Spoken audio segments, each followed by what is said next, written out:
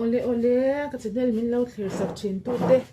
in zawa in chi bai ka buk chawa lom thu ka ham shi chawa bo in chu hei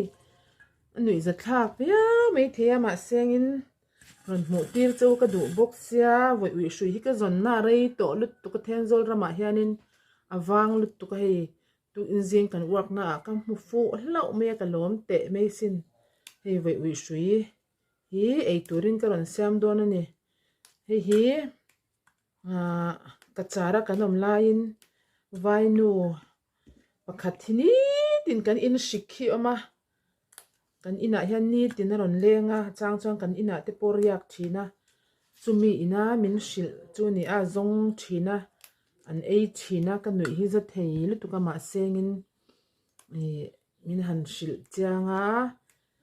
a hrisel lu tu ka naw nei zo ate han ei nge kan du alom naw nei zo te hi en ei turin kan zong thina tia naw an nei zo a hemi nge hlumna kan ti mo kha te ang na te kha heng hi naw nei zo an ei chuan a om lawa ni tia chuanin chome shim shimatan po kan mang thine atia chu asiam dan te min zir tira hei keinin thing thu pui te kan ei ang hi ni deuh mai a min nu chuanin chu tiangin a ei a hri om hran lawa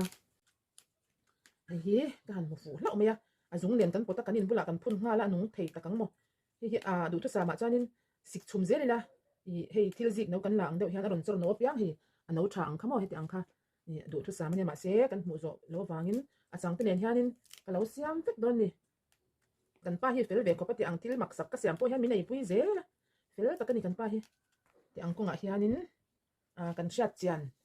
kan ni tina mi an soi pot polian kan shat mi po ni lo ni tina kan in shik thin kan ino vainu ina min shil ania ma ina siam nge po kan eya ti ang kha ni wangin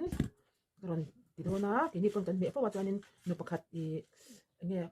bengali pasal nei chimi po chok zota mi zo an ni po chang kan me zia lo ma lo tia ni po chan lo ngai hlu em me an ngai hlu lut tu ka tia chu mi zo te hitan chuan voi shui kan te kan noi em chu ka lo siam don ani kan sil fai phot ange o ka lo sil fai ta fai takin ka sil fai he hi te hianin ka lo chan dip don ni in len kan nei tu tanga in chu van ui ve o nan tiang ti lo kop mai kan tana te hianin a hian kan da anga purun sen tem te ka lo chan liang purun sen chu ka chan zo le ta hian ka lo tela ai eng chi tlem te zira chili powder hei hi besan chu enge ti anon om thina wangin komena besan chu hei hi ni dora le tur omani ti kha ka han tilanga ni besan a bom chu ti ang kher hi ni kher lo thea ma se hei besan no chana dal ti ang kha ani ti ang powder kha ni besan hianin chome hi ati tui ve em me ya chome tam tak hi ati tui ve ni hianin ati hang zoi tui turin chili powder china mo to te kan telanga na thak kan du chuan du le ma cha te po kan telanga ma cha pui te po ma se tun tum thak lawin kan changa i khanin tang don ni mo tuna han tel ka chuang me ka besan hi ken te kan tel le lo kan ne dam doi ta na an man chu hi tiang hian an siam kher don lawa an chum ta pa pum na naw nei na an e tur te chuan a chum tap te khan an pe ma se hei chu chome ata na bua se ani ti kha kan lo sang don ya ole ti hianin ka lo chuk ta ka lo hmit ta tui tlem te ati diak tur ang vel kha ka tela ti hianin te lo samuk muk ta thak don ni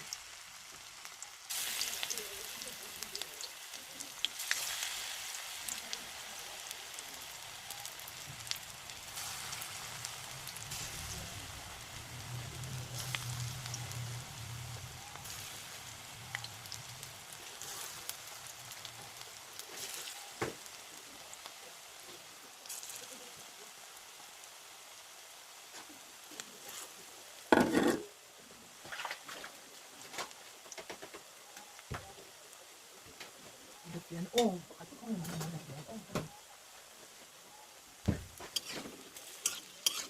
yan pakora ang kau khan ni ti khan các bạn này về em chúng mình ấy tour anh em mình cái ấy về xin sắp đâu xem đàn mình sử dụng cái thể hiện mấy ngày lâu này thoáng các bạn này em chú anh xem đàn cái chuyện chết lâu bộ thì anh ấy chăm hệ cái hành tình xin hanin anh xem đàn ôm ang tê le anh thiếu tiền ôm ang tê cái chuyện về tất ta vài trong cái chuyện cái tiền là mà chú ôm ang được mà làm cái chuyện khác cái mình về tất làm bằng ai hanin bắt hiện talen mình về làm bằng tất cái này cái này chú vang chú anh ấy tour mặc sắc cái còn tiền làm tụm sim anh là thì mặc sắc cái này mình giờ cho nó mặc sắc này thì mà sẽ nằm đang cho anh mặc sắc anh là vậy này nó trang cái chuyện là các còn tiền làm cái tụm anh mặc sắc lệ đang đại cái tụm sim anh là thì khác mình lâu sẽ sắc đòn nha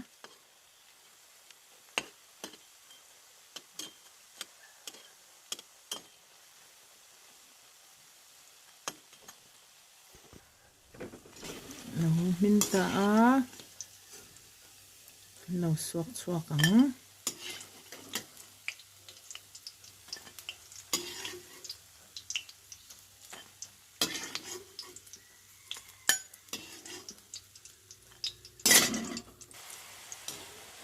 Hùng hiện na, bét hiện na, còn lâu là chọc lên á.